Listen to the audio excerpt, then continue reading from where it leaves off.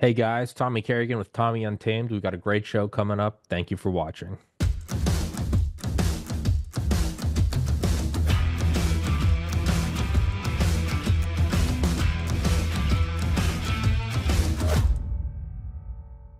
Could you please show everyone your book, tell them, and then introduce yourself, and then we'll just wing it. No problem. I wrote a book called The Critical Imperative: Security and Emergency Management in Smart Cities. It can be found on Amazon, published links. And for myself, I'm Dr. Sean Carr. Nice to meet everyone. I am a formal retired military, just like Mr. Dan Libby is out of the Air Force, with a background at that time in intelligence and law enforcement. Since then, retired out and trying to figure out how the other half of the population lives out here and have been in industry for about 4 years now. And the background is mostly in security and emergency management, learning how to make it a safer place for us out here, not only for my family, but for organizations, industry, federal and state governments. But learning with technology, it's been fascinating with my research on what is ahead of us. And the two main points are what the good can be out of it for professionals in the security profession, but also the unfortunately criminal and evil intent that is coming to. Yeah, I get that a lot with just a lot of like the fast speed military guys I have, Delta Force or Rangers or something. They always do say it in so many, if not verbatim, then in so many words. Like, how do you shift to this life? Like, jumping out of stealth helicopters at 2 a.m. and, being on a literal kill team versus like selling insurance. Um, Total, and I don't get it because I wasn't in the military, but I get it in theory. Does that also apply to something like kind of what you did until? I mean, I would imagine even just moving, let's just say for shits and giggles, even like the NSA to, let's say, I don't know, like Apple or Microsoft's, intelligence team or counter espionage team. In general, I feel like, yeah, it's probably got to feel like, if not a step down from excitement and capability and classification, then at least best case it's like a horizontal step to it's you just learning something new. But is there some of that? Does the high speed kind of bleed over even into things that aren't high speed, like as opposed to being in Delta Force, even just like I'm sure being a pilot for Air Force One to being a pilot for a 747 for Delta just still isn't the same.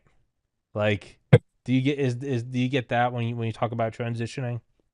Uh, a lot, just from other fellow veterans from all scopes, from your operators all the way down to those. I won't be too derogatory, but like the FOBITs and all that. But your HR, everybody has their own mission. But there is a large part many struggle with the transition. You go from driving multi-million-dollar vehicles or flying on helicopters, and now you're stuck on an interstate in traffic because it's a car wreck and you don't really know what to do but look outside. Yeah. So the excitement, yes. What I've had to learn is you have to rewire your brain on what makes uh, the excitement or the adrenaline rush. Many of the guys I know, veterans I talk to, skydive, still go to the shooting range or out back shooting weapons. They try and find some of the positions that are out there, and there are. Many work for three-letter agencies that have those types of teams still. They still have the fun, still go on that. A couple work for PMCs throughout the globe because it's hard leaving that stature where you're at, that adrenaline rush or where you work at, and then trying to come back. So, and it's a huge, I see it at the VA, talking to many guys, gals on that aspect of it because it's that why, that purpose, that mission that we had. And now it's, you get up today, what am I going to do? Yay, sit in traffic. Oh, I got to go to the food store. Oh, I forgot my list. I mean, which can be, a little bit adrenaline rushing, depending who your spouse is. So, you may get home and get whipped or beat down a little bit, but Yeah. in the end, but it can be very hard with the transitioning on what you did and what you're trying to go to now. Yeah, it's like that scene out of the Hurt Locker where the entire movie he's counting down to the days he's home, and then as soon as he's back, you're like, oh, he was never counting down because he wanted to. It was like, I'm back, baby, I'm back. Yeah, I mean, even I've had like some guys, like I had on a guy who was like a mechanic, and he was like, yeah, there was never really any rush, and I'm just kind of. He's like, now I got a good like retirement fund, and I'm like, hey, fair enough. But I mean, even I've had on some PMC guys that know even talking about traffic, they're like, normally traffic jam, it's like your senses go up to 11 because it's like somebody blocked the road. Why did they block the road? Get on the 50. You know, if we need to, we're gonna ram through this car with the front of an M wrap, and you know, and we today we might die, but it's like we're live. And he's like, now, and then what's even worse, it's one thing to like have the adrenaline rush and then to not have it and just be bored. What he talks about, which I believe is probably the kind of the transition to almost PTSD, is like getting the adrenaline rush when I don't even need it and when I don't want it. Stuck in traffic and I start to have a panic attack, but really he's like, I'm just stuck in traffic. Like there's not an IED. But it's gotta I mean, I don't know. You could probably find ways to transition that adrenaline rush. I mean, I would imagine as someone who's not a father, I would imagine there's maybe it's not adrenaline rush, but it's an entirely different part of the brain, like the fulfillment of like raising a child or something. Or you could go adrenaline rush, I guess like entrepreneurial. You know, you just Yep. want like let's gamble. Like there's got to be something in that. I mean, even you know, I do this podcast and it's not being in Delta Force, but man, if it like if the thing that isn't most terrifying is also the sweetest thing of like I have no idea what the next year brings. There's no upper limit to the there's no like pay cap. Who knows how, you know, I could be a millionaire. I might also be on the street. Like there is I hate it, but it's also just the most like seductive Sisyphusian like elixir. Like I have panic attacks. I hate it. And at the same time I sometimes I think I'm like $10 million today. I'm like I don't even know what I would do with it. I would just keep doing the podcast. Like I don't even know what I'd do with it. But yeah, so how do you transition from that from intelligence to where you are now? So from both the intelligence and law enforcement side, that dumps the rush. It's been hard. Um, when I did retire, it's like, all right, cool. I get to go golfing. I get to go fishing. I get to, spend time with the family and all that. And I'll just be honest, and many may say this, my first 8 weeks out was kind of a living hell. Um, I Boredom got or real dark. I boredom or got dark. PTSD? Okay. Yep. I do have that. Yeah, no sleeping at night, dreams, nightmares, all the fun stuff with that. But it was hell because I lost that sense of purpose, that structure. Yeah. I mean, when you do something for so long, it's ingrained in you. And now all of a sudden, it's just like gone. So I didn't really have anything lined up, job wise, not knowing what I wanted to be when I grow up yet or the next chapter. So yeah, I got dark with the PTSD again, the nightmares from everything. And it was a real struggle. And then reaching out, trying to reach out at now to the VA for the right psychologist, psychiatrist, which we don't have enough time to go down that rabbit hole on the right help, on understanding or building the trust of what you're feeling, not just emotional, but your mind and body and everything.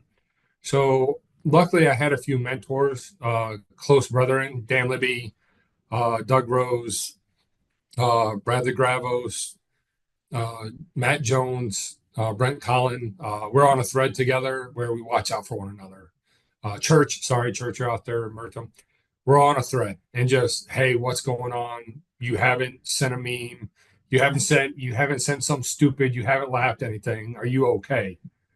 And it was difficult on trying to figure out what I needed to do when many will tell you, oh, your new purpose is family. And that's true. It is. My young boys and all that, but man, it was rough. I got dark. Luckily, I didn't turn to alcohol, only because I did have an early stage when I was in active duty where alcohol was my best friend Mm-hmm. of numbing the pain at night to just to sleep. Oh yeah. And I can tell you a lot of dudes struggle, girls and guys, goes on both parties, not just guys. But I mean, that's why the class six on every base is always filled and the most popular. Alcohol is the number one tool to numb some of the pain and get through what you have to get through on the compartmentalization of damage up there. But, anyways, yeah, my first 8 weeks out were rough until I was able to reprogram my brain in two things. One, what I wanted to be, finding a new position, which I did with complete threat preparedness. They gave me an opportunity to be a consultant doing some of the stuff I love and used to do. And then learning that PTSD is many people, and you'll see this all across our community, that it's you're fine, shake it off. It'll go away after time, and that it all depends on the person. Some people are really messed up with it, but some research has shown that PTSD can go away. It may for some people. I've had to I learned better to integrate it in my life. And by integrating it with my life, it has not held me back or down to where the darkness or when the demons sneak in. It's been able to live with it and live a full life knowing I have it. I tried the not sleeping, which all you medical professionals will hate me. There's like, that's not good. It's true, but it helped me write a book. It helped me get my PhD. It helped me do hobbies and stuff that I wasn't able to do. So I used it in a positive. And, I was able to help out other veterans too, learning the VA system and the complications and words within there trying to file claims and all that and help out others that were about to get out or getting or have been out that still need help and struggle.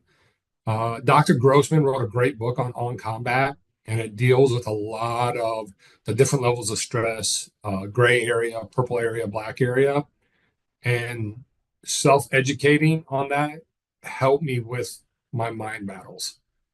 Because as soon as I got out, that structure is what we talked about, that compartmentalization we're trained to do, man, them walls start just coming down. And it can lead into a very unknown darkness or demons. And those that have that, they know it gets there. I won't say his name, phenomenal mentor, love him to death, brother of mine, called me up. He's getting ready to retire. And he had an incident with his family and he didn't know how to handle it because he's done, 30 years in the service. It's always known. And now he's getting out. And he just, one day, he went down a rabbit hole and the demons and all that. He's like, dude, I've never felt this before. I don't know what to do. I don't know how am I going to handle this? And we did. We talked on the phone for a good while, back and forth. And it is tough to make that transition. I wish the services transition program would be a little bit better. I won't totally dog on it, but of really truly understanding what they've gone through and what they're about to go through. And like I said, everybody's different on the official terms, combat trauma, complex PTSD, and all that. Everybody's different what they did. Operator syndrome to, again, your mechanic that you just talked about. Everybody's gone through some stuff and everybody's been able to can make a good transition on the outside. Some are still struggling. Recent research I've looked at, most veterans or retirees, it takes 3 or 4 jobs till they find something they're actually okay with. I didn't say happy with, I said okay with, but they fill that void and gap. And, it's rough. And it's also rough on the families. They think they get their person back, and next thing you know, they're seeing a whole new line of struggles. I mean, I love my wife now. I mean, when we met one time, early on, the funny story she'll tell people when I was having nightmares because I didn't know how to handle it yet. I had her in a bear hug, and this is when we were dating in the middle of the night. Yeah. Luckily, we worked it out from that, scared the living hell out of her. So she left early that morning and didn't hear from her for a few days, but she finally helped do the research as well and, help me where I need to be. So, and veterans helping veterans or retirees helping, doesn't matter what you say, just being that ear because we get it. We understand. Doesn't matter if it was combat, doesn't matter if you were home station and something happened. Us, sometimes they would just tell a story or, use the least amount of words, but you can tell by the looks is huge. Yeah. No, that shit's all so sticky. I mean, in terms of alcohol, I'm sober 15 months today, and on Tuesday it will be 11 years since I lost my older brother to suicide. So I know that shit near and dear. And I mean, alcohol is the best friend. It's a demon from hell. Um, but you know, on and off would use it, not use it, and finally I was like, dude, this is just not good, and I dress it up as something good or something social, but it's just not. And everybody has a zillion stories about that, so I won't harp on that. But yeah, no, it's interesting what you said about using the PTSD. I mean, when I was in college, 2009 to 13, I was just a psychopath work ethic. I don't mean like work, I mean psychopath. Like, went to the University of Georgia, like, never went to a football game, like, didn't party, pre med. All I did was study. People would ask me if I was in the military, and I was like, no, I was just such an intense, crazy person. And it got me into medical school, which I was very proud of. But when I graduated, I realized I didn't want to be a doctor, so I kind of had like a weird midlife crisis. And then, like within a month, is when I lost my brother. So I had like a midlife crisis with an existential crisis, which just combined to 2 to 3 years of just unimaginable horror and spiraling down. And then I'd say 2 to 3 years because that was like the worst of the worst. Around 3 years, I moved home with my parents at age 26, and then it was still a horror for 5 years, but it was a horror that was slowly getting better through therapy and all that shit. Um, but what I finally realized with starting this podcast, and I started this podcast about a year before I finally moved. It's the reason I was able to move out, was for the first time. So I had associated that crazy work ethic with not enjoying life, and like a Pavlovian response, and it was true. I chose to work and study, but so I would push that away and be like, anything in that mindset of just instead of tracking how many books you read, it would be like, read a book just to enjoy it. And like, I tried that for several years. Don't worry about working out, don't worry about dieting, don't. And I think after 5 or 6 years, it finally dawned on me that I didn't believe a word of what I was saying to myself, and that I hated it, and that it was okay to work hard towards things, and but don't associate it with like being pre-med. Be like, yeah, you took it a little too far and you didn't like it, but don't throw out the baby with the bathwater. So I sort of like took that old operating system and then plugged it back in December 2019. I was like, what if I applied it to the podcast? Just did several shows a week instead of one a week. I prepped for them, made it the best I could, always improving thumbnails, audio, video, distribution. And it has been the chariot that has pulled me out of hell over the last like 5.5 years. And so I wouldn't say it's PTSD. I mean, I would imagine I have some from my brother. I also think everyone has trauma. I don't think there's a soul on this earth that doesn't have trauma. I think military, especially, but so I feel weird calling it PTSD. I think it's more of just like, yeah, it sucked. But I kind of look at the crazy person I was, and I don't try to push it away anymore. And instead, I'm like, this is who I am. I just, I love being intense. I love working. Again, this episode 1726. Like, I just love pushing it forward, right? I started a game stream a couple years ago for fun. Just hits episode 700. Like, there's no like middle ground of like, but to me, it's as opposed to college where it was miserable. I thoroughly love it now. Like I said, I'm sober. I'm my own boss, and I think it's probably the most realistic path out of that was to use the psychoses, the trauma, the whatever to get myself out instead of trying to push it all away. You kind of got to judo it in. It's like the wind is going that way. Like we're on a boat, put up a sail. It's not exactly where we want to go, but if you cut and shit, you can kind of get moving in that direction as opposed to just being like, oh, I don't like the wind. And it's like, okay, that's all well and good, but we're stuck at sea, which is my mom would always say it when I was at kind of in that weird period forever. She was like, you're just rudderless. And she's like, as my son, who is like a workaholic, that's not good.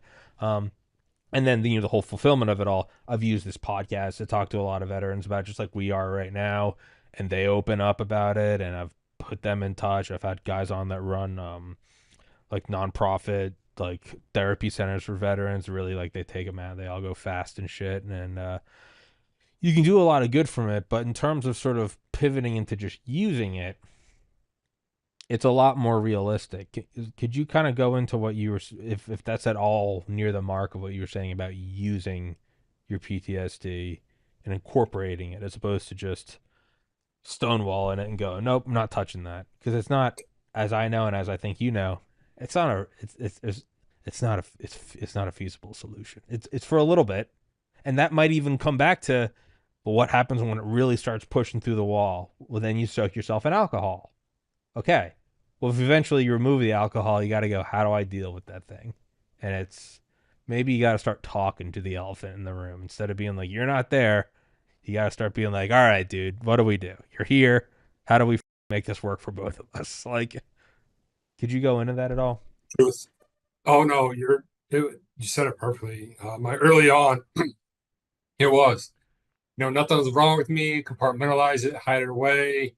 Work was work. It was great. Did that structure, do the mission, do the training, do everything. Come home, and there was times in my career where I was like, all right, it's starting to seep through. Here comes the demons. Alcohol Yeah. will numb the pain, or high risk activities. Motorcycles, sky, something to fill the gap or void for. You would try and block it out. It's like if I don't think of it, or if I'm filling my life with stuff, it's not going to be there. It can't happen to me. And oh yeah, there were bad times when that was happening, and went through my first divorce, which just added on to everything. And you put it perfectly. You have a certain ethic, a work ethic or drive, and next all it takes is you have that ethic, and it goes into some of your emotions, some of your thought process. So you go through a divorce or whatever, then it's kind of like, okay, what's wrong with me? Uh, Why did this happen? Why do I got to do this? And then those why did my demons. brother take his life? Oh, Instead of analyzing yeah, like an organic chemistry test that I didn't do well on, which is good because you should examine why you didn't do well. Then it starts for 10 years. You start going, well, what did I do wrong? Never mind the fact that I have two other brothers. Never mind the fact that suicide is I love my brother dearly. It's a decision. Suicide is a decision. He was 27 when yeah. he did it. He wasn't a child. We start going, well, how come that? What did I do wrong? Oh, I'm a bad brother.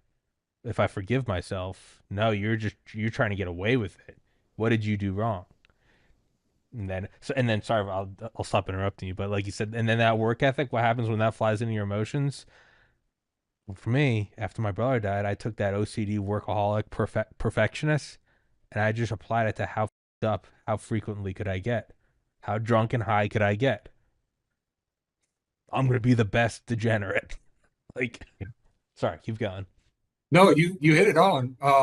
One big thing that you hit on is, so now you're feeling this, but then you have all these other outliers coming in. In your situation, I've had a couple of close friends commit suicide. Uh, I can tell you, I'm pissed at them right now. Yeah, yeah. I'll be mad at them until my time has come off this earth. And then when I see them, if they're upstairs or downstairs, no matter where I go, I know I'm going to see them. I'm going to punch them. The first thing I'm going to No, do. I'm So, gonna knock my brother's teeth out. yep. If it's at the pearly gates, I'm probably going to go down below afterwards, because first thing I'm going to do is punch them like you jerks. But it goes back to, and you hit it, those outline influences. you know, it's like, well, why didn't you do this? Why didn't you call him? You're his best friend. You're his, his wingman, his ranger buddy, his every why didn't you know? Why didn't you do this? Why?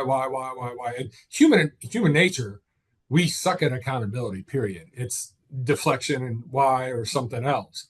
And all that creeps in even more to where now you have that, guilt syndrome that, why wasn't it me? Cool, I went on one deployment, came back, but mine didn't. Why was it his turn, not mine? And a lot of the questions for me, again, self-educating, Dr. Grossman, a lot of great books. Um, Ranger, psychiatrist, wrote a lot of great books. But self-education helped me to get my mind right to fulfill on flipping a lot of stuff like, why wasn't it me? Why am I going through this? Why does my life suck? Why do I have that? To change it to, I had to flip that around to, and it took years. I ain't gonna lie. It wasn't like, oh, I did that. But it was like, what can I learn from this? When I flip those two things, why is it happening to me? To what lessons am I supposed to get out of this? What lessons am I being taught right now? What lessons am I being put in to either help myself or somebody else? When I slowly got to that mindset, I was able to make a difference in my life, not only physically, emotionally, but also intellectually as well. Because nightmares still have them, but I was able to control them better. I know it sounds weird, but I was able to live with them and control them better to where it wasn't the severe ones. And then utilizing those lessons learned, and then it just pushed me again. It gave me new purpose and drive. Why does this happen to me? No, what lesson can I learn from this? Well, I could have done it better this way. Now let me go change my work ethic and fix it. Let me rewire my brain and fix it. Um, it's good. I'm not saying it's a catch-all for everybody because every once in a while the demons creep in. Oh man, they creep in. One of my brothers goes through, brother in arms goes through something. It's every chance that comes in. A couple veterans I've talked to, I've had one call me drunk as hell, pistol in his truck, right next to him. He's like, Mm. I got nothing, and it's like, well, hold on, you got something. I mean, you called me, Yeah, so there's there's something something. there. So, but I love helping my fellow veterans and even law enforcement too. Law enforcement, first responders, with some of my research, same stuff going through. I'll talk about law enforcement here in a little bit because I think they have it worse than military in ways, but it's hard even to this day. I just had a veteran I was talking to last week, and I have to catch myself. Luckily, I have a great supportive network and my wife and family on top of that because yeah, those demons will creep in real fast. And I do have occasional drinks here and there and able to in moderation, and it's fun. But even with that, I can sit there and stare at it and just like you said, the floodgates open. You can compartmentalize, and the human brain is so significant in that a lot of things. But after a while, them walls break down. So the how I explain it to my boys and even my wife is sometimes the puzzle pieces get knocked loose, and we just got to get them to fit back in where they belong. Hmm. Yeah, it's for me. I'd go on like a bout where I would, like drink once a week or something, and that might go on for like a year where I'd drink on like Friday nights, and then I'd have a particular experience where I'd kick it away for a couple months, and I don't know how many times I did that over the years or like a decade, but finally, like a year and change ago, was just like, yeah, I can't, I can't, and I just accept that I'm like, I can't do the moderate, I just can't, and I'm gonna just stop lying to myself. Um, but one thing I'd say that's kind of helped about losing a brother is, and both my other brothers say the same thing. It's helped in that it's given me a form of like emotional resilience and like a depth of courage that I never would have had before, and that there is sort of I mean, life is still hard, has all of its challenges, blah blah blah, but other things that might have stopped me from doing something, like It's like, is building a podcast hard? Yes, you got to put in all the work, you got to put in the app, but it's not guaranteed. All the any entrepreneurial whatever. But a big thing that might hold you back that you can't really work through is like, well, what will people think? Or what if it doesn't work and then I'm just that guy that tried to do it and it doesn't work? That part has been completely vapor, like those trees in the old atomic bomb videos, just vaporized by losing my brother. Like all the other things are very real. Still got to work hard, blah blah blah. But the whole like, well, what if someone doesn't like it, is nothing. And it's not that I've taught myself to not allow that. It's just not there. The same way that as a 34-year old, I'm not scared of the dark as I was when maybe I was a 4-year old. There's no courage of like, well, I don't care anymore. Now you're laying there. It's like, are you scared of the dark? It's like, no, keep it dark longer. Don't let the sun come in. I gotta sleep. Like you don't even give. It's not something you have to even consciously think about. That part of me has given me a sort of courage to move forward. And when other things, like I got banned from YouTube for interviewing a bunch of doctors at like the height of COVID, banned from iTunes, like there's anger there because it's like you and like I got to keep working, but there's no like overwhelming like, oh crap, what am I gonna do? You just like, I don't care, dude. And it's not even a conscious thought, but the basis of it, the foundation of that courage is like, I've experienced so much worse that I can't even pretend to care about this. Like, I can't pretend to care about like a movie that scared me when I was 5. I'm just like, it's not there, man. Um, in terms of that for you, does, and this is a bit of a stretch, but does, oh, I don't know. I'll apply my own thing to it. Whenever things in the world seem like they're really getting hairy, like when Russia launched that Oreshnik missile, when they tried to blow Trump's head off, or even COVID. Sure, there's fear of like, oh man, this is World War III, maybe this is the breakdown of social order. But even there is a part of me that's just like, I know extreme pain, and I don't want to do it again, but I know that I'll survive it if it does come. And then the other thing is, and I might not. The end. Okay, Here we go. whatever. Okay, whatever. Hey, God, you're bringing me home. Hey, yeah, man, I was ready to tap out anyway. So take me home, big guy. That's like another thing where again, doesn't mean I don't. It doesn't mean like I wish it doesn't happen and I pray for a better world. But when something's like the world's collapsing, part of me is just like, again, I mean, do I still have food and water?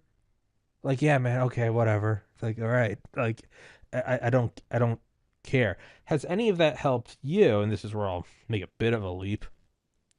When you do view things about like the alien new landscape of AI or semi peer intelligence AI or even AGI or nanobots or like a global control grid or like Starlink, like does any part of you go like, yes, that's weird. Maybe there is like some supercomputer antichrist somewhere, but I've been through worse. Does any of Oh yeah. that pan over? Oh yeah. All the time. My wife calls me a robot. Excuse me. She calls you a My what? wife calls me a robot. So Yeah, she's like, yeah. you have no emotion whatsoever. I say, I do. I do. I It's just do. it's reserved for the real. It's observed for like I will be there for my brothers and my parents. It's Yeah. reserved for that. I Yeah. don't I don't hand it out like candy to every Mm. little thought that comes in my mind. And no, and it's with that, yeah, it is our world. And it's funny. And I don't say much because people like start looking at you like, oh, you're a conspiracist. No, I am. I mean, to be honest, we don't know anything about us or our world or where we can go and what we can do. And that's what makes it so cool sometimes, on where we want to go. Again, I can't wait. Let's jump into this. Nanotechnology, AI, all this stuff. Phenomenal. I love it. Let's do it. We were supposed to have this chip back in 2001. I remember growing up, like, we'll have flying cars. We're going to have Terminator robots and all this stuff. I'm like, this is awesome. And here we are in 2025, and it's like, dude, what happened? Where are we at with this stuff? We're so far behind still. But I'm so excited for it. And some people are like, what? You're excited for it? Yeah, why not? Well, it's taking people's jobs. Oh, well, yeah, I mean, it. If you look through history, Great Depression, war, all that, we can go through Yeah, numerous things that's that we not learned in yeah, school, that's that not we an learned in argument. school. Yeah. So, but now there's two things with this that I do fear. And, fear of dying. Nobody ever wants to die. Do I have a fear of it? Not really. If it's my time, it's my time. I don't want to go earlier than what, my time is because I want to see, I haven't even begun to scratch the surface and see what we can do. But my fear is with all this stuff, there's 2 points. One, I love it. Let's use AI, quantum computing, nanotechnology, and all that. Jump Cool. in. We shouldn't have cancer. We shouldn't have AIDS. Someone that fell off scaffolding building something can go in and have a whole back replacement. Yeah.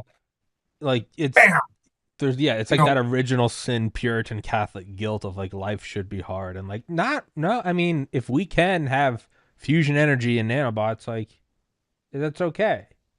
we can make life easier. Food, Yeah. building, medical. I'm all for that. But the problem with that is I call it the triangle. So there's one. Second part is criminal activity evil. Oh, AI. How can I make my malicious code better? How can I hack the Pentagon? How can I hack the, credit bureaus or company and all that? How can I import and get into people's podcasts or do this A, B, and C and D? How can I use this for criminal intent instead of the good? And then the point of the triangle, which I get in trouble for, is fine. Then you have power greed. Yeah. Who wants power and greed? Of You course. can, and If I'll you be don't nice if you here, don't label it factor as, that in, you're brain dead. yeah, What don't looking at big industry partners. I won't name names, you know who they are, governments, countries, all that's up there in the power and greed on aspect of it. And that's why I said why we haven't even begun to what we can really do because the human brain is so in tune and we don't know about it yet. I mean, if we can figure out how we can use our whole brain, because every scientific fact says we only use a partial amount of our brain. That's awesome. Let me figure out how I can use my whole brain and let's see where this shit takes us and get crazy. But with technology, it's like smart cities. My book, some people read it and like, dude, you're full of shit. Uh, it's not going to happen. I said, it's already happening. It's already happening. Some places it's been happening way before us here in the United States. I mean, the UK has had CCTV, smart city theories or stuff in place for years. And with the smart cities, that's why I said it's great. Response times for law enforcement, response times for medical. If you're a small business or a restaurant, you can use smart city data, metadata on, ooh, what should I do? How many people come here? What should I have on my menu? I mean, you can do a fountain of information with the data that comes out. And to me, I'll say right now, if you want currency and everything, the next currency is data, metadata. Yeah. And you got big companies that know this already. That's what they're trying to go for. That's the next currency what the world's going to trade on. But there's so much we can do with technology, and it's phenomenal. But it can also be scary as well. Very scary. Smart dust, nanobites. I mean, we can go on and on what's going on. Give me 2 seconds. I gotta piss. Tell everyone where to find your book. All right. I'll be right back. Cool. No problem. You can find it on Amazon. It is on Amazon Publish. It's in hardback, soft copy, and also ebook for everyone out there. And it tells a lot about just with the techniques in smart cities, what they're doing, the opportunities to enhance urban living, improving efficiency, sustainability, and quality of life for citizens. It's written and tailored more for the security profession or the EM professionals out there on how to utilize it in a positive way for their industry or organizations or for their governments. But it's looking at the new technology innovations and how we can and go forward with that. But nope, you can find it on Amazon. It's called the Critical Imperative: Smart Emergency Management in Smart Cities. I'm on LinkedIn as well. A lot of my articles with that are about the ecosphere of security and emergency management on what we can do to better align within industry or federal or your government system to become better at what we do. So I call that ecosphere because technically security and EM, it's a living organism. Either natural disasters, man-made disasters, stuff happens around our world every day. So having a foundation or understanding that security and EM is a living organism is going to be able to mass produce a lot of counterattacks on what threats are out there. And the threat spectrum is getting wild, wild to this date of what's going on out there. Uh, Many of you have seen it already between the executive protection increase because the CEO got popped. Your social media influencers and podcasts are now taking threats on what you can use. Human trafficking is surpassed the drug market by 5 years now into multi-billion dollars. So there's a lot of stuff out there that we can use for technology for the good. I have the bladder of either a 2-year-old or a 102-year-old, so I don't even apologize for him. I'm just like, yeah, it's part of the show. Off. It just go. See, you just got to get the thing we used to have in the military, man. You just slip it in, it goes right out, right into like a bottle or a jug. You don't ever have to Well, get that is out. like the final form of this podcast. Is I merge with the chair, like the like an IV drip of glucose, like water straight down from a hamster wheel, full astronaut system, where I just stream myself 20. It's not even a podcast; it just becomes my life, like a broadcast Truman.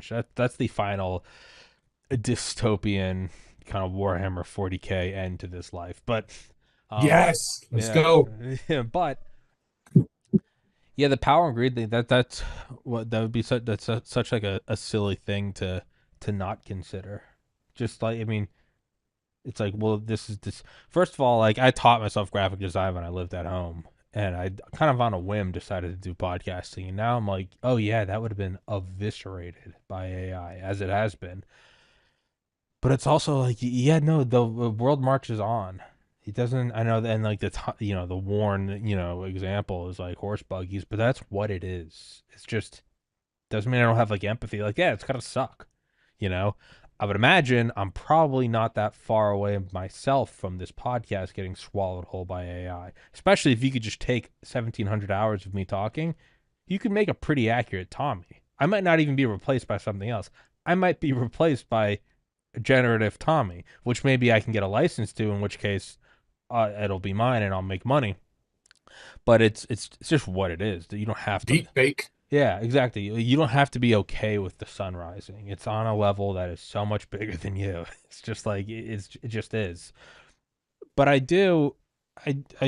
mean, like all things, I mean, nuclear power is probably the most perfect example of near limitless energy from something like the size of a baseball or thermonuclear war, and it's like the truest example, like of the sword and the shield, or the sword or the butter knife.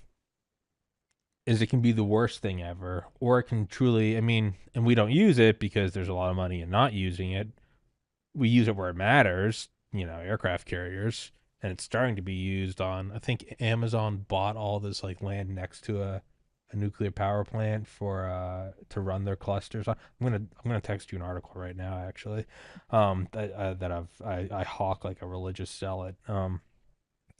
But there's never been like a truer example than that, or something to where if we really use nuclear, not even fusion, not even like a tokamak thing, something that we have right now today, you theoretically could use it to grow vertical farms, desalinate water, do all the energy intensive things that would destroy resource scarcity on this planet. Now we don't because we're humans, but it can happen. I guess that's how I look at the coming wave of kind of like a Ray Kurzweilian interface of super AI with nanotechnology, metamaterial, super AI for intelligence, nanotechnologies and metamaterials for interfacing with this world, and then fission or fusion to power it. So infinite power with infinite metamaterials combined with infinite intelligence. Could that lead to a dystopian world? Sure. No different than Cuban Missile Crisis.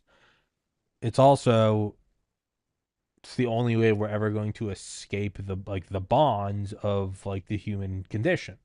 It makes me think of that Hunter S. Thompson quote: "Faster, faster, faster, until the thrill of the speed overcomes the fear of the death." And that's how it's just like faster, faster, fast, and it's like, yeah, I mean, you gotta want it. you can't have any second guesses if you're on Delta Force, right? You can't be like, well, I wonder who's behind that door. You got to be full, like, black eyes, like a cat when it sees a bug. Like, you got to just move forward and you might die. But I think that that's kind of how I view everything we're talking about is it's always been potential to, there's always been a potential for a dystopian outcome with every technological paradigm shift on the planet. I mean, from Gutenberg to now. That's not new, and therefore it is not a reason to hesitate when moving forward. And lastly, I would say it doesn't even matter if we hesitate. The same thing that Truman said when briefed on the theoretical possibility of an H bomb. He said, could the Soviets do it? And they said, yeah, given enough time. He said, well, then we have to do it. So even if we all come to terms and we have some snap election, we all agree we're not pursuing artificial intelligence. You think China is going to be like, well, America said so? They don't give a. So I don't really know where I was going with that. I'm going to text you this article. You No, obviously you don't look you at it hit now. it. I mean, everybody wants more to get to, their end state or end goal, and everybody has that. I mean, we're taught that in the military, we're taught that in law enforcement, we're taught that in numerous entities of our life and all that. Of you know, what's your end goal? Okay, this is our desired end state or desired end goal. So how do we get to it now? Backwards planning, timetable, and all that to get where we want to do. So now you take that at what you're talking about at a strategic level. You know, I laugh because people I talk to, they don't all know this. China's got a 100-year playbook, and they've been Yeah. following it to the T. Many Since people are like, no, they don't. They have a 1949, 100-year right? playbook Yeah, the to 100-year become marathon. world dominant over the Yeah, whole globe. 100-year marathon by Michael Pillsbury, former or deputy secretary of defense under Reagan. And it's like they have that. So, where are we at for one, our community, our economy, our nation for it? There's so much stuff out there that we're trying to get to that, we get a little bit too sporadic of what's going on to where we need to come back and take a relook at it. But you hit it perfectly. With change, there's always going to be pain with change. Nobody likes it. A lot of people try and stop it. But when you would rather have a voice in change to make the right change on the way ahead, maybe more beneficial than, and I've seen it many times, HOA, school board stuff. Nope, not going to do it. We're not going to make this change. It still comes. It's going to happen because somebody's going to figure it out how to make it happen. Real estate developers, biggest one. If the towns or cities like, no, we're not doing that. So unless you make these changes, and they're like, we're not going to do that. It's going to cost us multi-millions of dollars. Okay, cool, fine, we're not going to do it. So their biggest change is hurdle, like, okay, we got you. They'll do a whole new thing to the state for a rezoning commission and rezoning of that land, which changes the whole parameters of what they do. There's always a way someone's going to figure it out.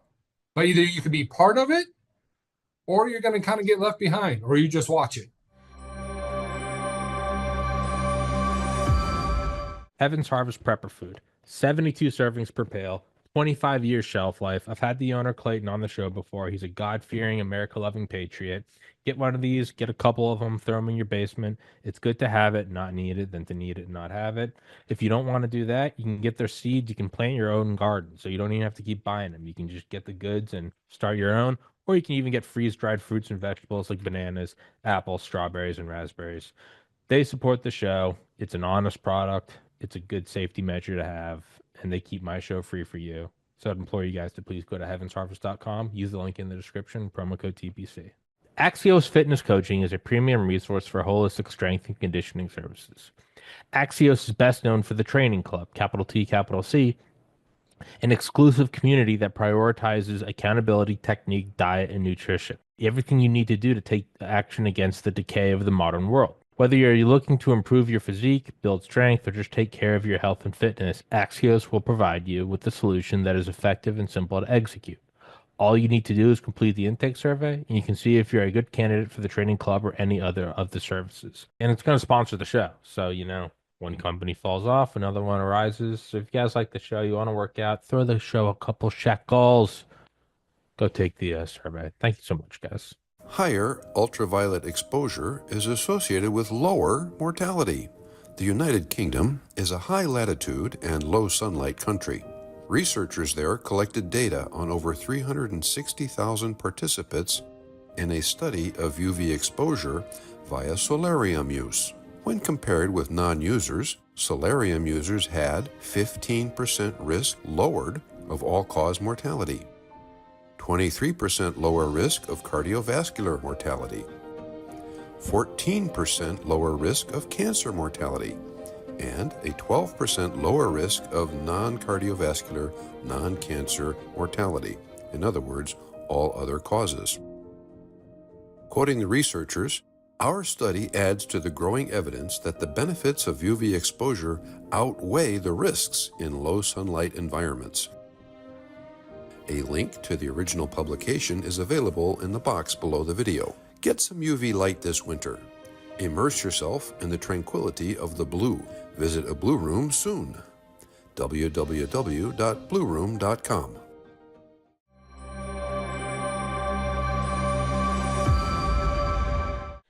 And best case scenario, you can be like an Amish person or like a monk, where people kind of out of their kindness, like the kindness of their heart, allow you to go live that, you know, old fashioned lifestyle and not go conquer you. No one's letting Tibetan monks. Well, I guess China isn't. No, we don't let the Amish. You could say, "What do you mean you let?" The reality is you're letting the Amish. You could very well go in there, start throwing up Walmart, start throwing up internet cafes, and you could destroy legally. Not even like with a standing army. I mean, we let the Amish. It's what it is. You don't have to like it. It's just what it is. We let them live. Best case, if you don't plug in, if you don't keep working, if you don't push this forward, best case is someone allows you to live as like a quaint harkening to the past. Some, I don't know, like Luddite zoo. It's also something I would not hang your hat on. You think China's gonna roll up and be like, oh, they've decided that they don't want? No, no, no, no, no. Oh, they're gonna come in and bulldoze you with the fear of God. But this is all I would say. There's two ways to look at it. There's that fear, or there's also like you also don't have to be beaten into submission and be like, you must move forward with the Silicon agenda. Like, no, it could also mean like maybe you don't have to die from cancer. Maybe you don't have to go hungry. Maybe a veteran doesn't have to get a prosthetic leg. Maybe you can get a real leg. Or even, you know, mental health. Why can't we look at today's mental health? How come one day we can't look at today's mental health the same way we look at like pre-germ theory medicine? We'd be like, dude, wash your hands. Like it might just be something like that. That's unimaginable to us now. The same way transoceanic air travel was to people pre-Wright brothers.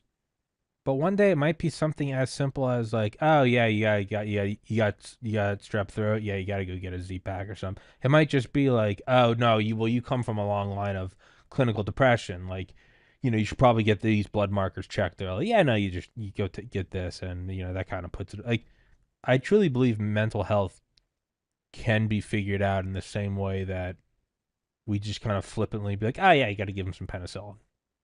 Like it could, why can't it just be that? Like why can't we have that vision? So it doesn't need to just be, plug in or you're gonna get rolled over. It's not just the stick. Like it can be the carrot as well. I don't really know where I'm going with this. I'm just rambling. No, you're talking about ownership. So, like a plank owner, you can be part of the solution. Everybody gives their opinions, everybody gives their research, everybody gives their values, and we can make that change into something beneficial. Where if you don't, where one person, say CEO of an organization, he's deciding to make all these changes and not asking any input from the floor workers. Hey, we're just going to do this, and it becomes evil. I mean, you can have chaos. That's a basic standard anarchy chaos theory that's out there, and you hit really good points on that. Where can we, at organization, nonprofit, veteran community, VA, where can we come together to voice the opinions, voice what we have for the change? Hey, I tried this, it didn't work for me, but you did this, it worked for you. There's so many different methodologies out there that we can do, and some of them we've forgotten. You hit it perfect with medicine. when I saw grandma's like, have a teaspoon of honey, you'll be fine for allergies or for this. That holistic approach, which many disagree with on all that, because nowadays we have big pharmacies. Oops, sorry. Just take this pill, you're fine, or take this, you're good, or take this. Oh, and it's kind of like, wait a minute here, hold on, why? How about I just go get some fresh air, or Mm. let a cold take it run its course, or do A, B, and C. So it's kind of hard on what you're. I get your point on saying, there's some out there that have. I'm not going to say, hell with it. There's some out there that use the mean girl theory or the bully theory. Like, yep, you need to do this, have to do this, got to do this. Instead of going, what's right, what's best, and how can we achieve this together and move forward in a better way. Yeah, no, I mean, and a lot of things, big pharma is as corrupt as any cartel, and they butt people immorally. No, it's just what it is. Yep. There's also, I would argue, there is a lot of room for, and I really do. I mean, for me, it's like the main pillars of like what I do for mental health, aside from like sobriety.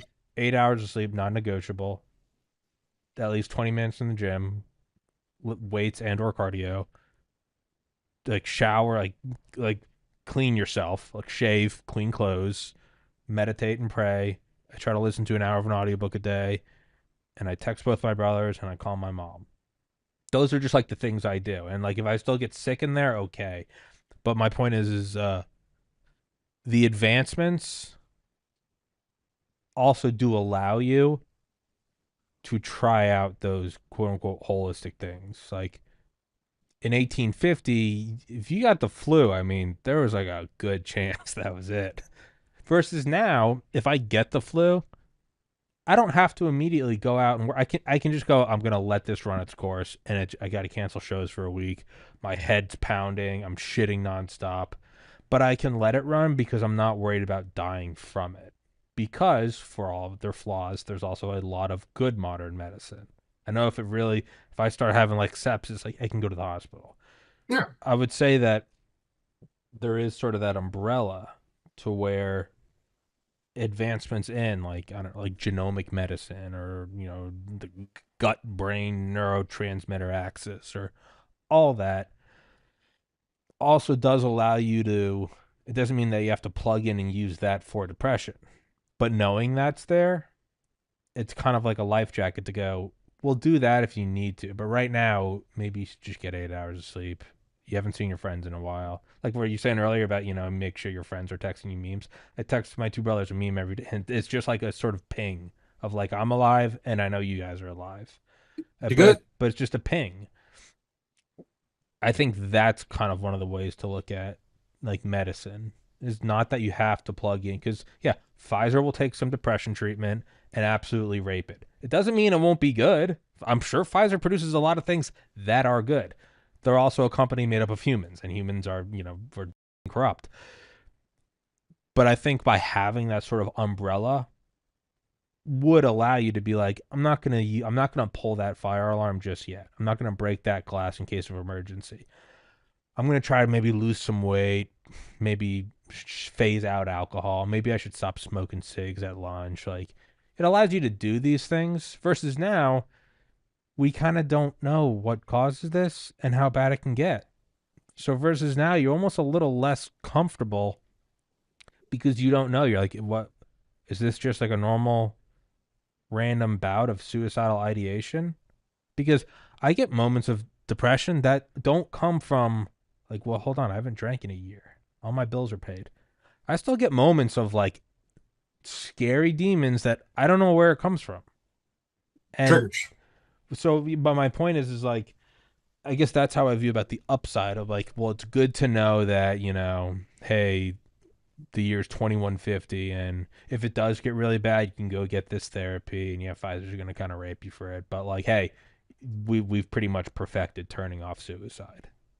That's how I look at it. Is in the meantime though, try the grandma, get a spoonful of honey, maybe go pet a puppy. Like it might be that. You know what I mean? No, you hit it perfect. It's for me, and the ones that I know have been better is one first understanding your triggers, figuring out your triggers. And it doesn't matter if you're in combat, law enforcement, first responder, normal person. Everybody has a trigger. Understanding what your triggers are, you can do a couple things: avoid them, integrate them, or live with them. But understanding your triggers, and you hit it perfect. So you need 8 hours sleep, gym, all that.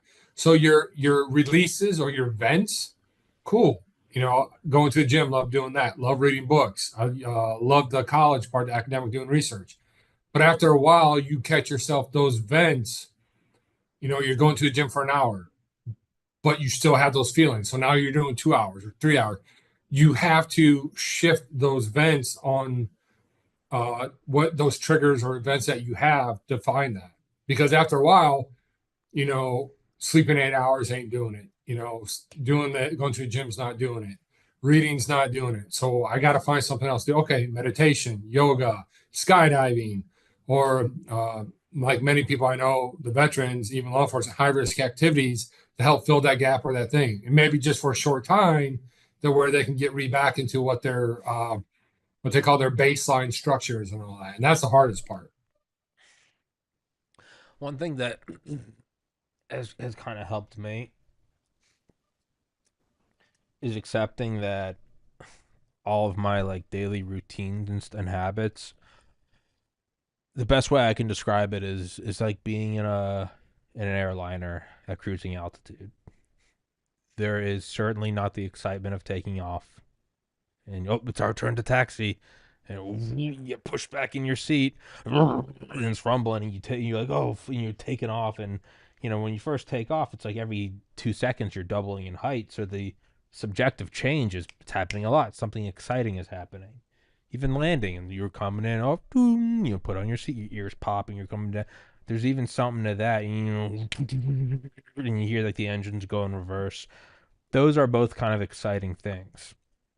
But you can also, for me, it's like I can only go through them so many times before I realize like I don't need them, and my need for them is because I'm glossing over something inside. I look at cruising altitude more like, yeah, it's pretty boring.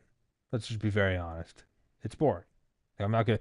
Some people are like, well, sobriety is not, no. Sobriety is boring as. I'm a white Irish Catholic. I miss alcohol. I miss it dearly. Right? Just what it is. Just shut the fuck up. I'm not gonna sit here and tell you I've never. I love it. It's the best.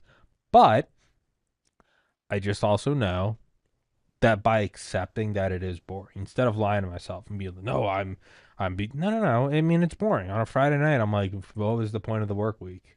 But I look around and I go, okay, I'm at cruising altitude, doing 5 episodes a week, doing a game stream every night, getting new guests, always growing by just a little bit, a couple more views there, a couple more subscribers there, growing the network just a little bit, and fleshing it out for 5 years. Okay, and what are you doing at cruising altitude? Even though it's not as exciting as taking off, you are going like 4 to 5 times faster. You're going like 500% faster at cruising altitude. Well, for me, someone who is there's only so many things you do about the podcast that you can do. Like working out. Sure, there's a barrier to entry on like learning what exercises to do. If you've never done it in your life, you got to learn just your basic, nutrition. But you should eat this much, don't eat that. Sleep, injuries, all that. You should probably get some good clothes. But after you do all those kind of like main things, there is no other secret other than you just have to do this like 4 days a week for 10 years now.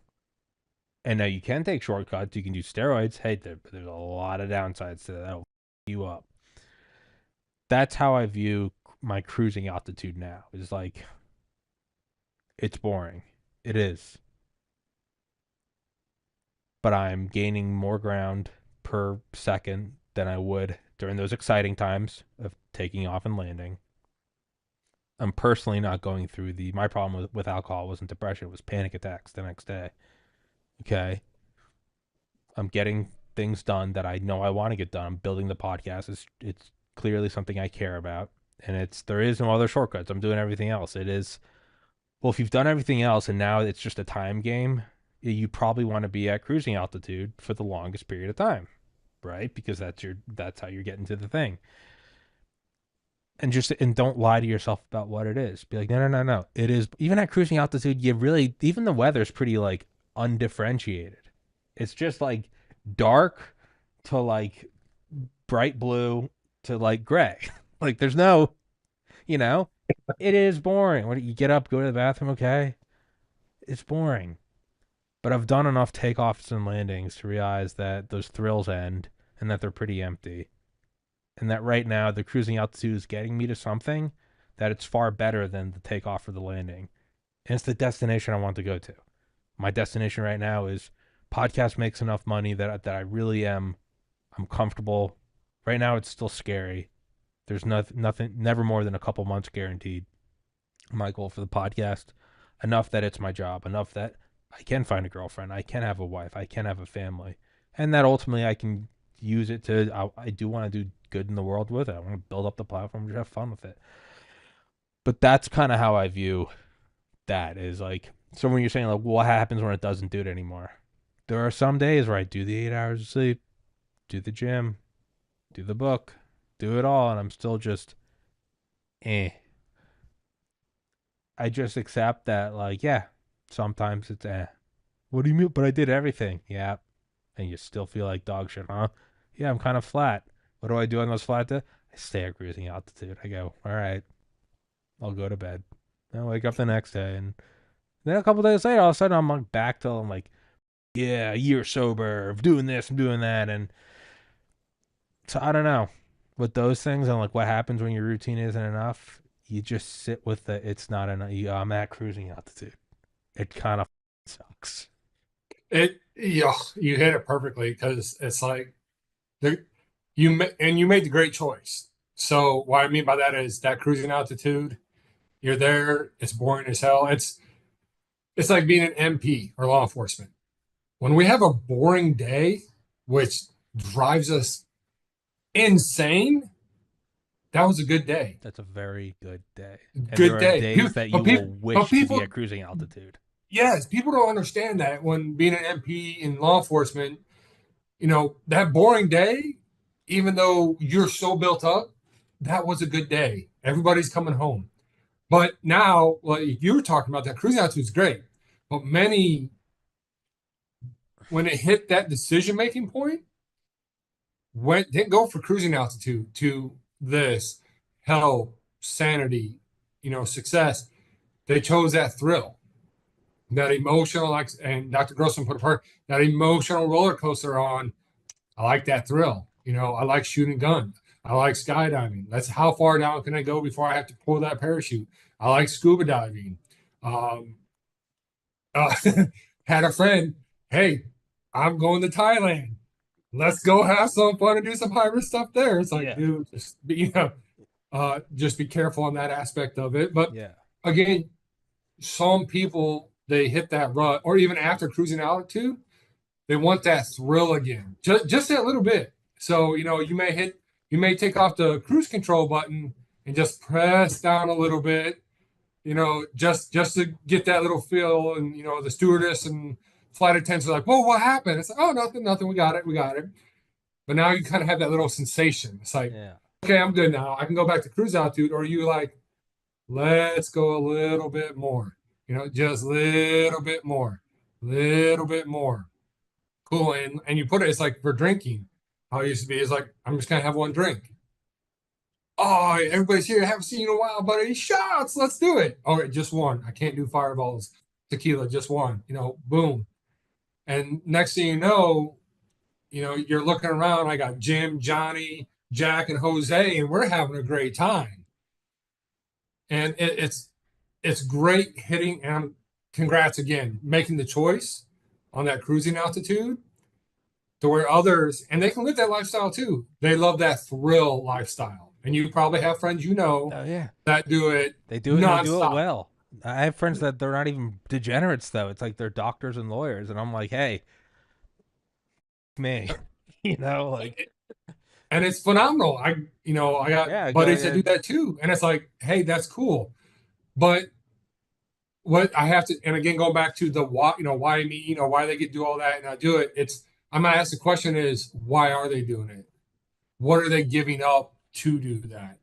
What have they done that they have to do that or continue doing that? I'm not saying not have fun, but again, though, you start getting to the real big high risk activities. And we've all been there. You start looking at drugs, you start looking at alcohol, you got high risk sex activities, you got hookers, all that stuff. You got, okay, yeah, you're jumping out of planes. Yep, you're not looking at your barometer. You're saying, oh, that ground looks fast. How long can I wait? You go scuba diving. Cool. I don't need a cage, but I'm going to pet that giant shark coming at me. I want to see how far I can get. You start pushing yourself, your thrill seekers and all that. There's a difference between thrill seeking and seeing how far you can push yourself, the human body or human performance, to pushing yourself to, I don't care if I die. Two differences. Yeah, and it's so yeah. Looking at friends that do that stuff, we have to realize is like, yeah, they're not broadcasting the demons because none of us do. And there's also another part of me has to go. They might not have. That might be my own insecurities projecting it on them. Go, well, if they're drinking, they've got demons too. It's like they might. I know some people that are just like they're just better than like they're smarter, they're taller, they're nicer, and I'm like, yeah, I don't think there's a skeleton. I think sometimes you pull up to another car at the stoplight and they're just faster cars. Like, so it's not like, well, what are they? It's like sometimes it's a Maserati, and hey, it's okay to be jealous. What a cool thing to look at. What it is. Sometimes they do have issues. You go, well, it's a Maserati, but they're in deep with some loan sharks. Okay. Ultimately, it comes back to the ownership, though, of like I don't have to look at why other people drink and wonder, do they have demons or do they enjoy it, or I have to go, what does that have to do with Tommy? And the thing about what you said about just diving the plane down a little bit, I did that for a while. Like, and when I drank, I always have to clarify this, not because I don't want some stigma. I don't give. I was still only drinking like once a week. It's just I drank to excess. I was never someone that like drank every day, but to me, it was still an issue. And I'd go for periods of a month, 5 months, 7 months, whatever, of being sober and kind of. But the thing is I would hit cruise control or cruising altitude, which is the thing I wanted because there'd always be an impetus to why I wanted to pursue that. Bad panic attack, not doing, not managing money correctly, not shirking responsibilities, whatever. There's always a reason to go. I just want the boring cruising altitude. Please God, give me the boring cruising altitude. And then I would hit it, and I would stay up there, and then eventually I'd go, this is boring, and then I'd self sabotage. But even that, like I did that cycle several times of like sobriety to self sabotage, and I was like, I'm kind of getting addicted to this now. And I think Anthony Kiedis, the lead singer for the Red Hot Chili Peppers, said it in his book Scar Tissue. He's going talking about all the times getting sober and going to rehab and checking himself in. And then he goes, after like the fifth time, and each time it's as sincere as ever. You're going in there going, I'm gonna get better. He goes, I started getting addicted to breaking addiction. He's like, because it's great. You're at rock bottom. You're talking to God. You're on your hands and knees and you're begging your loved ones, your family member. And he's like, you start to get addicted to that like coming clean confession, catharsis of surrender. Hey, I'll sign the thing. You put me in until I'm sober. He's like, I started getting addicted to breaking addiction. He's like, and then that became a thing I had to break. So even now, like being at cruising altitude now, it's not that I've never been at cruising altitude. Like I've done the cruising altitude several times and then been like, yeah, it's nosedive. And like it is fun. But I've never done it and then been like that was worth it. I always go, fuck. There's a reason why I wanted cruising altitude. And it's because this sucks. This is painful for me. I'm causing pain to others, people that love me. And like and so that's like a huge thing of what you're saying of like, well, I don't care if I die petting the shark. Losing a brother to suicide has also made me realize why I can never do it's like a catch 22. If he hadn't done it, I'd probably never have even gotten close to that spot myself. But because he's done it and I've seen the effects around me, I know I'm like, yeah, suicide's not a personal thing. It is because it's you in your life. Man, you're just taking all your baggage, all your luggage, and you're throwing it on someone else, going, thanks. and so because of that, that's kind of where the cruising altitude comes back to me. Is there sometimes where I go, this is so boring. The podcast is doing fine. I have savings. Why don't I just get blind drunk? And then I'm like, because I know where that road leads, and I don't Vegas, exist in a baby, yeah. vacuum.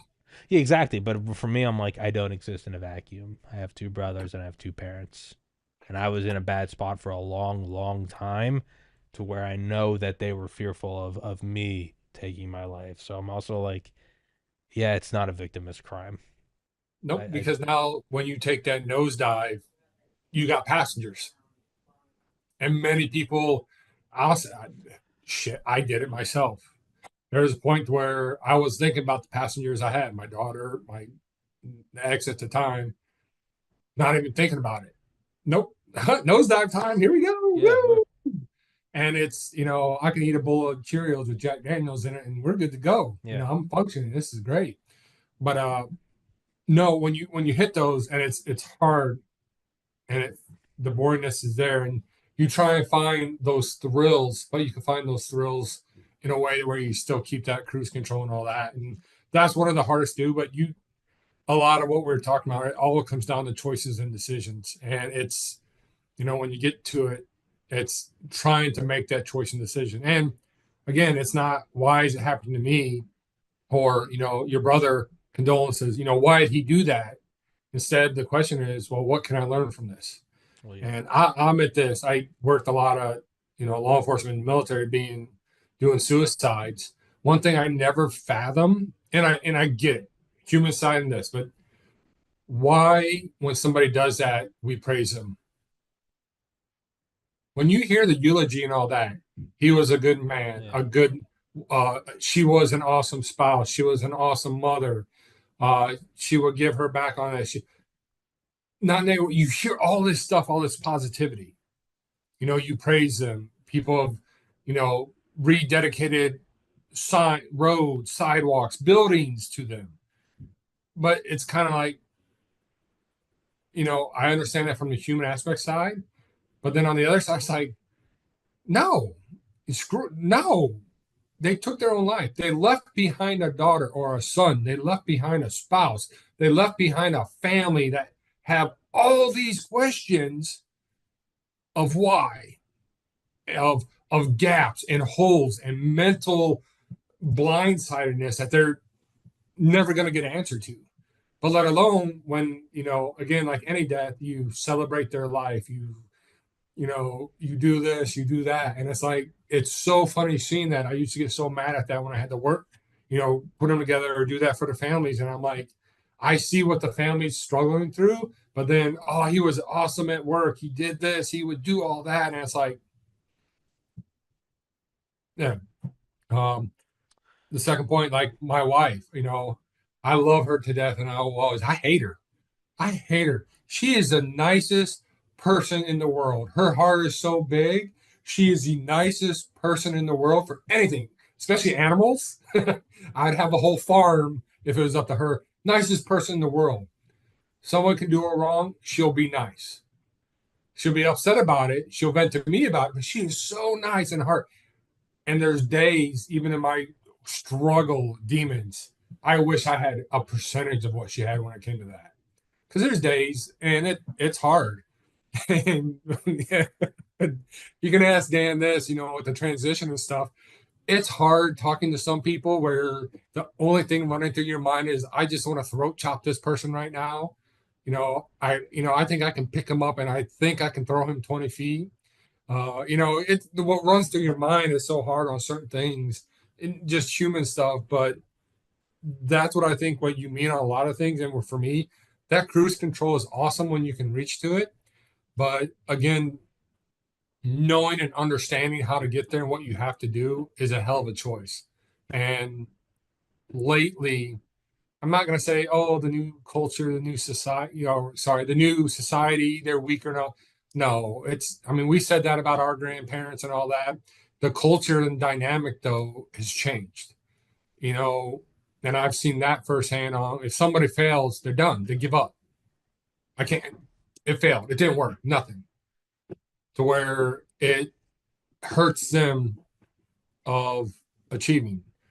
And again, that comes up with the culture, the style you're raised. I mean, if I fell off my bike, I love my mom. She's like, "Well, you're fine. Get up.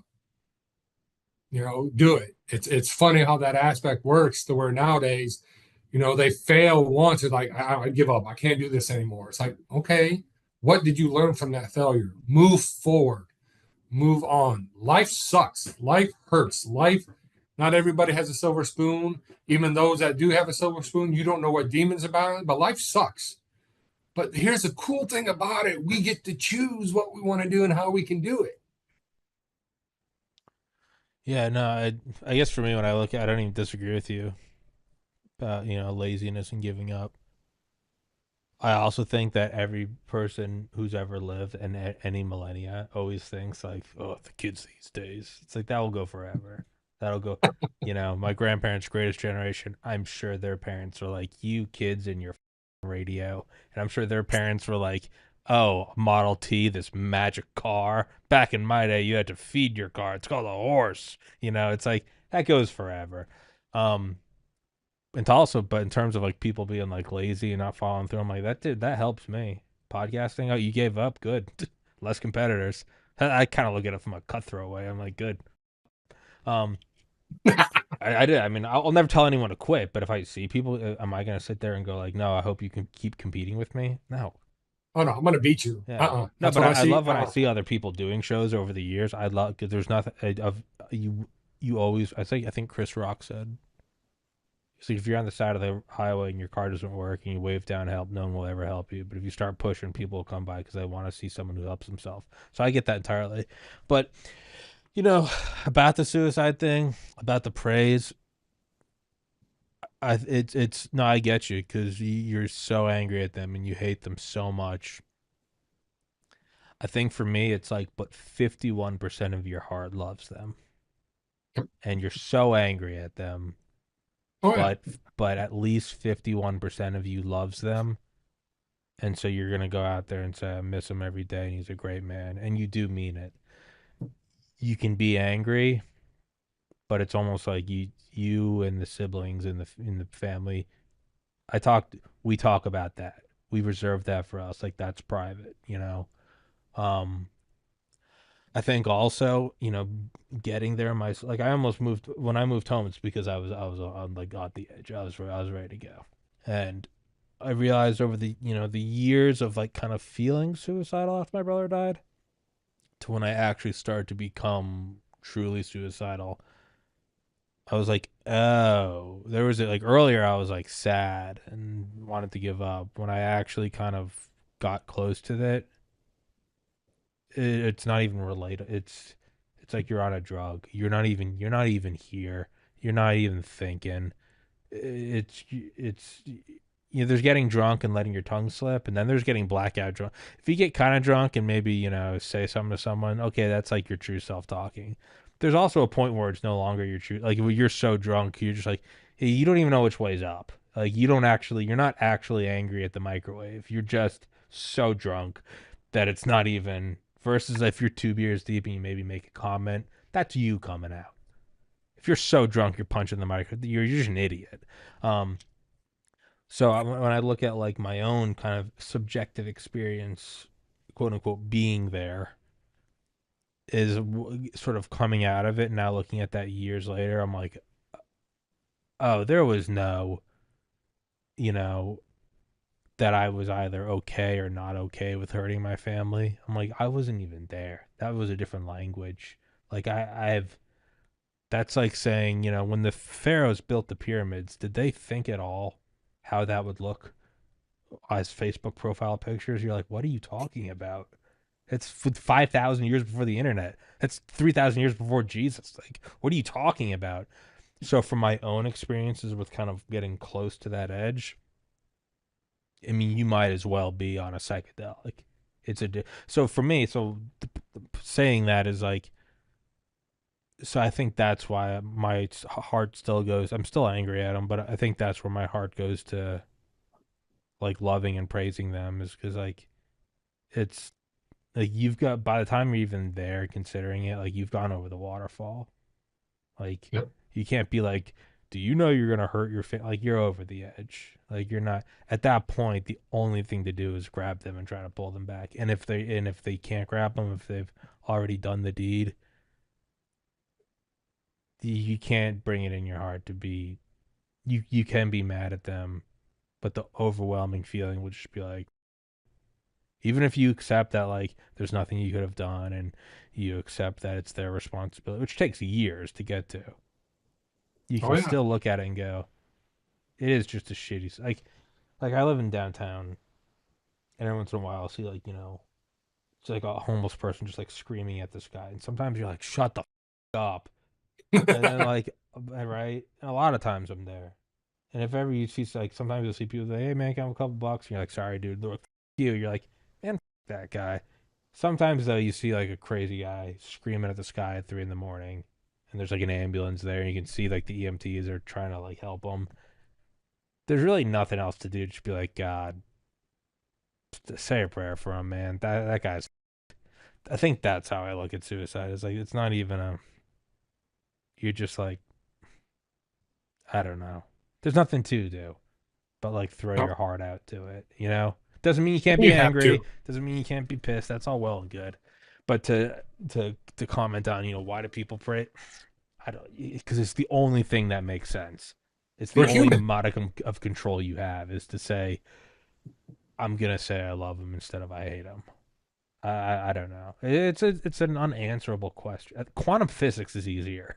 Like What's the qualitative data and research behind it? And the only reason why I bring that up is, I had many conversations about it because it's, you look at the second, third order effects. Now that we have the internet, we have social media, and all that, when you have someone like you said yourself on that edge, on that brink, but I see it, well, he did it, she did it, they get praise, everything was good, all that. yeah, there's yeah, there's always that second and third order effects, even with like technology, what we were talking about yeah. earlier, I'll be with tech. remembered. I'll be loved. I'll be yeah, And then now you're solidifying where you're on that edge, where you may not have been that close. You yeah. maybe had a step or Now two. it's ideation. I'll be remembered. No one will look at me as a poor loser. They'll feel bad for me. They won't see my failures, but Yeah, praise me with my success. That's that's the only thing I look at. Like I said, yeah. my heart always Can yeah. goes. No, I see what you're saying. Is it doesn't mean that you can't feel love for them, but it's like what effects does it have? You're right. You mean there's someone else here that's gonna go, okay, given enough years, my siblings will move on and forgive me, and then the you're right. And if that does lead to more suicide, then that would be an objectively bad thing or it'll be an objectively bad thing to broadcast. Yeah. You could feel it in the privacy of your own home, or the privacy of your own thoughts, but maybe not to broadcast. Yeah. But again, it goes, let's talk about tech. You take that, what we just talked about, and I'll say to you next. Now saying podcasters, influencers, social media content creators, whatever you want to call them. Love your podcast. You're up there with Joe Rogan, Sean Ryan, But let's talk about just content creators and social media influencers. We're becoming some of the world that these people, they, by doing the content and all that, that's the world they see. That's what they live. That's their drive, their ethics they wake up to every day. But is that the real world? Is that the real thing? Hmm. Now you have the second, third order effects. You have these young kids, teenagers, even adults seeing these content creators, seeing these influencers. I want to be like that. I can do that. I want to do that. To where, you know, where have we gone as a society for that? Have we gone for the better? Have we gone for, OnlyFans, content creators, half naked women, dad bods only, pranks, all this other stuff, skits, to where why don't we have an algorithm for content creators doing the good of the world? I think it's back to the nuclear fission. You, when I didn't go to prom, I literally would stay at home because it's what I did most nights, and I would just read Wikipedia about like what's the Bilderberg Group, what's an Area 51, what's the CIA been. I don't know. I could have been looking at porn. I could have been swept up. Who knows? Maybe when I was 15, I could have got preyed upon. But instead, I just learned a lot. Well, what do we do with this? it can be OnlyFans. It can be brain rot people, or it can be, I love there's certain YouTube channels that you go to, and it's just guys that I don't know, like they only cover plans that were contracted and written out for the Cold War, but they decided not to build. Just like planes that were never built but were approved. Like there are whole channels just on that. Mhm. And it's just brilliant.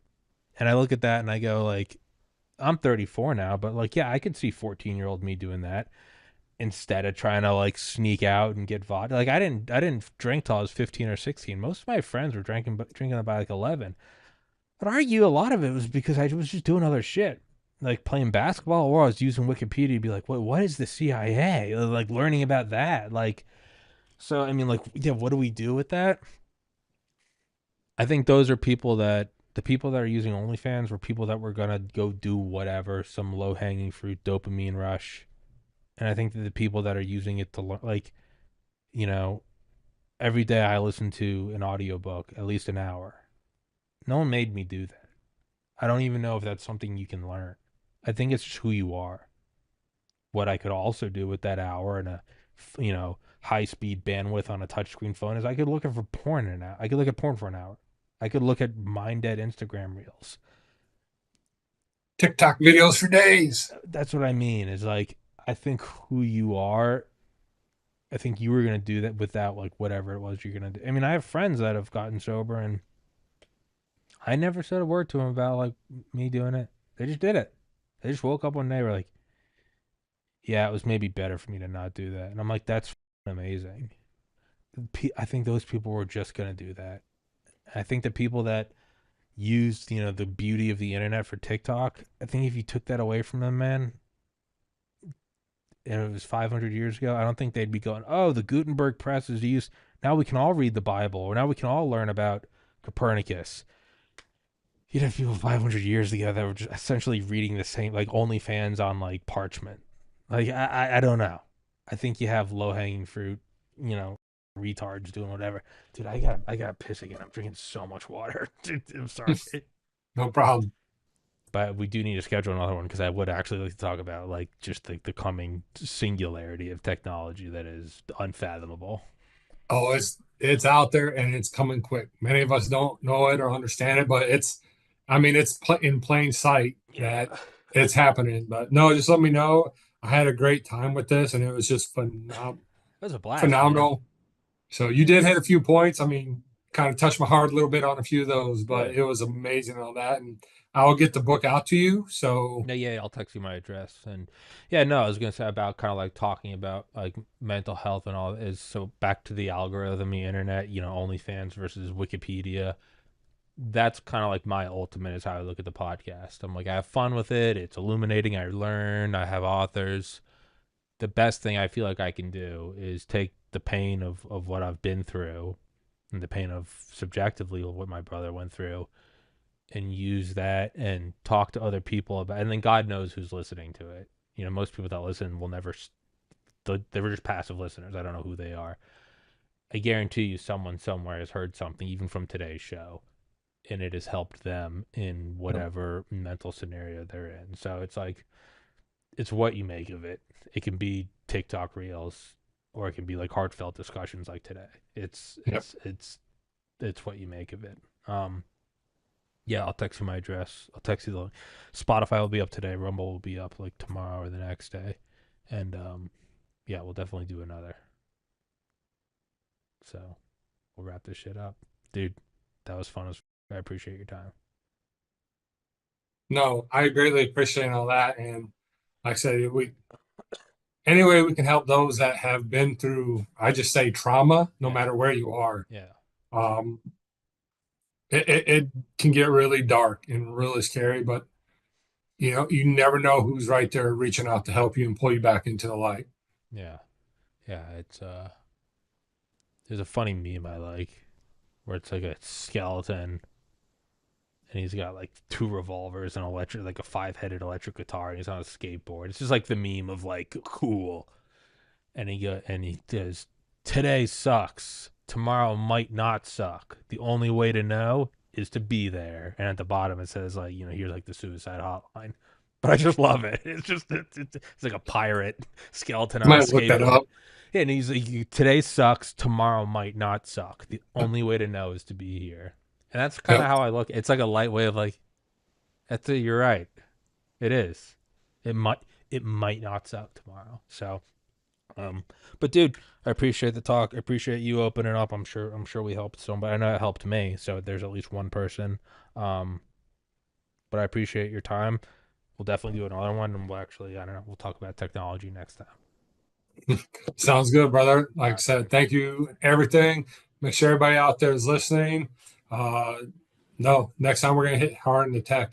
Yeah, we'll go down the nanobot shit next time. All right, brother. Thank you so much for your time, guys. Thank you so much for watching.